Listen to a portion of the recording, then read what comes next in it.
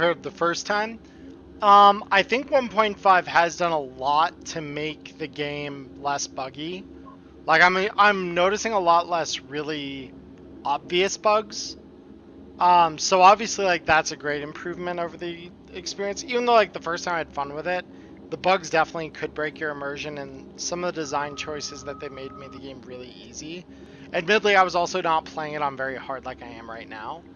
But yeah, I mean, as far as going back through it a second time, um, ultimately this has been a lot of fun. Um, I think that it is like it's a game that hasn't, I think, fully delivered on some of the promises that the creators sort of made when they were going through the process. It doesn't quite live up to it doesn't live up to the full vision, but the full vision was so complex and difficult to achieve. And I think anyone that was paying attention to that would honestly like they would understand that, they would know that. Um for the game it is, I think it's great. I really do. I think this is a fun game. I think there's a lot of replayability in this game. It's really cool for me seeing how, because they tweaked net running a bit to make it less of an overwhelming, like, you win every encounter you come across, um, just by hitting contagion and winning. This feels a lot more like I have to pick what I'm doing at any point to like not fuck it up. So just like approaching like with gunplay, right? Like you have to choose the right thing for the moment to get out of the conflict alive. And they brought hacking in line with that, which is very good because it was kind of the win all button. Whereas on this second playthrough, I feel very much like this is not a win all button. But yeah, I mean, I truly think Cyberpunk is a lot of fun. Um, I would honestly say it's at least like a 7 or 8 out of 10 in my book, which is I think what a lot of the reviewers gave it on their initial pass through the PC version when it kind of first came out.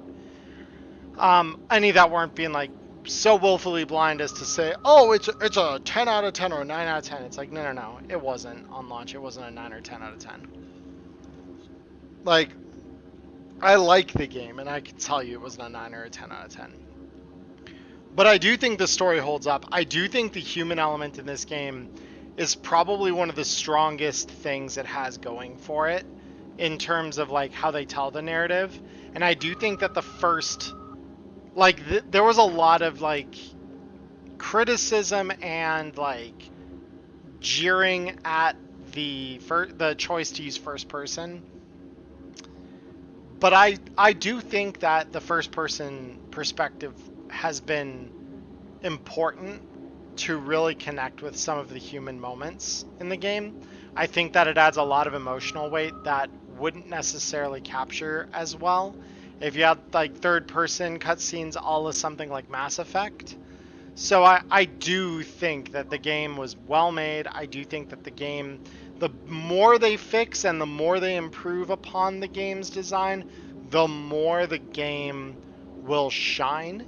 And will, I think this is a game that the further into its life cycle it goes, and um, the further we get from um, I'm sorry, I kept seeing something out of the corner of my eye just now, and it's distracting the shit out of me. I don't know what it is. It's not one of the cats.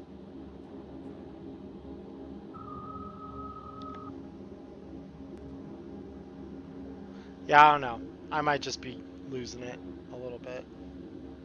But yeah, to kind of go back to what I was saying about Cyberpunk, I think the game has a lot going for it. I think the game has one of the better narratives out of any game I've played, which isn't surprising because CDPR is kind of known for that.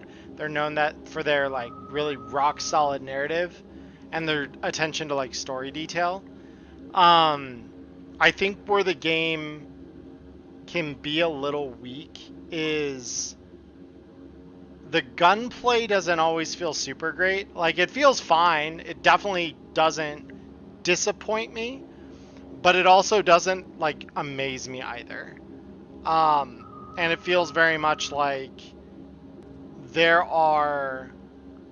there's a limit to how much the gunplay can be entertaining.